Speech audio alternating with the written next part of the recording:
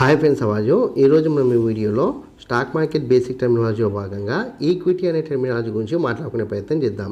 ఇక్కడ ఈక్విటీకి సంబంధించిన డెఫినేషన్ చూస్తే కనుక common and preferred stock which representative states in the ownership of A company. దీన్ని మనం తెలుగులో మాట్లాడుకుంటే కనుక ఈక్విటీ అంటే సాధారణ మరియు ప్రాధాన్య స్టాక్లు. ఇది కంపెనీ యాజమాన్యంలో వాటాన్ని సూచిస్తుంది అని చెప్తుండు.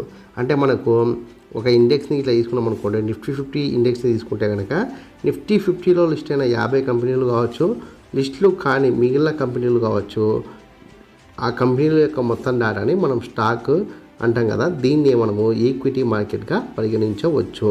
ఈక్విటీ మార్కెట్ అన్నా క్యాష్ మార్కెట్ అన్నా రెండు ఒకటే. ఈ విషయాన్ని దయచేసి గుర్తించే ప్రయత్నం అయితే చేయండి.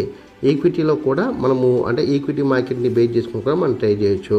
అంటే సపోజ్ ఎగ్జాంపుల్గా ఇక్కడ మనకున్న దాంట్లో మనకి nifty-50లో 50 కంపెనీలు ఉన్నాయి కదా.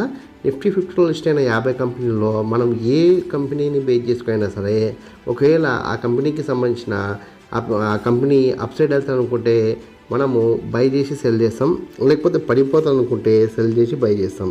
ఈ విధంగా మనకు nifty-50లో లిస్ట్ అయిన 50 కంపెనీలని దాంతోపాటుగా లిస్ట్ కానీ మిగిలిన బ్యాక్ సైడ్ ఉన్న కంపెనీలని ఈక్విటీ మార్కెట్గా పేర్కొనవచ్చు.